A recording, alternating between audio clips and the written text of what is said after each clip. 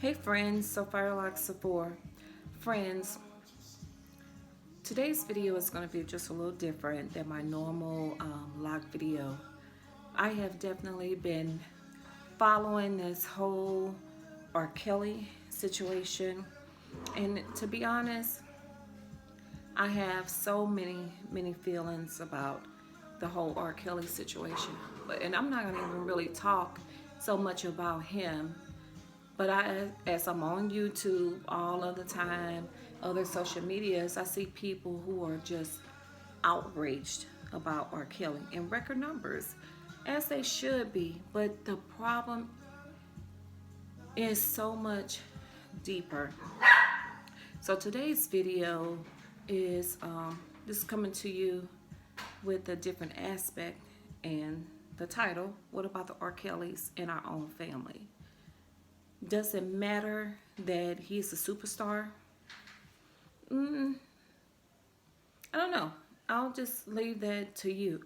But being a victim of abuse, physical, verbal, sexual abuse, I think that it doesn't really need to be captured from an aspect that R. Kelly is R. Kelly. We have our own R. Kellys in our families, whether or not it's our father, our brothers, our uncles, our mom's boyfriend, our mother, our big sister, our babysitters, our next door neighbor. We have been dealing with this stuff for a very long time. But for some reason, when it's abuse from just natural, regular, everyday people, it seemed to go unnoticed or swept up under the rug. Now, a couple years ago, when the big U2 movement came out, I was really outraged from hearing just how many people were victimized and abused from superstars. But guess what?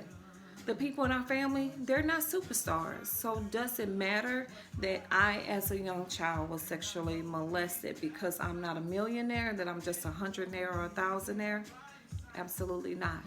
Why is it that us normal people, our abuse seems to go unnoticed, and not just unnoticed by the media and next door neighbors? It go unnoticed from people in our own families. How many times have you known about someone being sexually abused or even physical abuse, and you didn't do anything about it?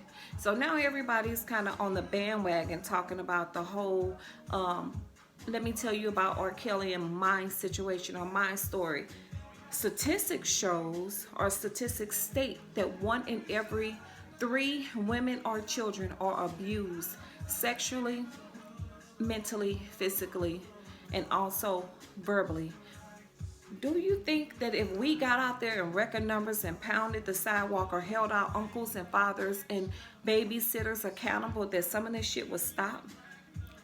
No, because I think that the root of the problem is a lot deeper than that. These people are sick. They're sick. And the Bible definitely speaks about that, the whole generational curse. What I found, what I learned about the R. Kelly thing that really made me sick to my freaking stomach was that R. Kelly was also a victim of abuse. So for me, I listened to his brother Carrie's story, and I only heard about what R. Kelly said, how he was victimized by someone in the family in one of his songs, I admit. So Carrie, according to his interview, said that he chose not to victimize. You know, he took a totally different route. But it makes me sick to my stomach that no one in R. Kelly's circle even bothered by getting this man any help. Not just right now. His dumb... Okay, he can't read and write, and we cannot deny that this man is not super talented. So because he was talented and probably the breadwinner for not just his family, but many families, we decided to say, you know what, we'll give him a pass and let him do what the fuck he want to do? Absolutely not. I think it's absolutely ridiculous. It's disgusting. It's fucked up on so many different levels. people was around this man knowing that he was sick, and some people did nothing about it. Now all of a sudden everybody trying to clear their conscience. Everybody trying to talk about the whole R. Kelly stories and how they saw him doing stupid shit and didn't say nothing to it. And we're hearing more and more about the parents who brought their kids to R. Kelly. Bump all that bullshit. Because I'm going to tell you this. As a victim of sexual abuse, for me, I felt that it was horrible and extremely distasteful, and there was no way in the world that I would ever harm a kid, ever harm anybody else. I would just not put people in that same situation that I was in. So for my children, in order for me to protect my family, because I was not protected as a child, I didn't let my kids do sleepovers. I still don't. I was very selective and careful about the people who I came over. I don't let my son have kids on his lap. You know, it's just certain things that I just think should absolutely not happen. But we get so comfortable in our own surroundings, our own settings, we kind of turn a blind eye to bullshit.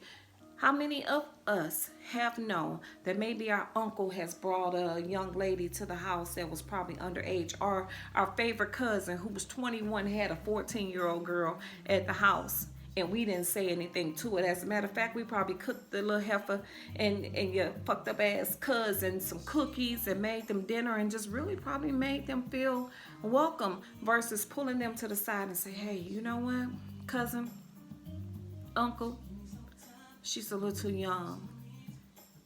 Get her out my house. And by the way, stop seeing her. How many of us took the step and stood up and did something about it? How many of us have heard in our family that what goes on in this family stays in this family? Is it right? Of course not. It's fucked up. And I'm not here to judge as to the reason that we don't take a stand and fight for our families even harder in our own communities versus setting them out there and getting tired of them. I'm not here to judge that, because I feel like everybody's situation is different. But what I feel is that it don't take a superstar like R. Kelly to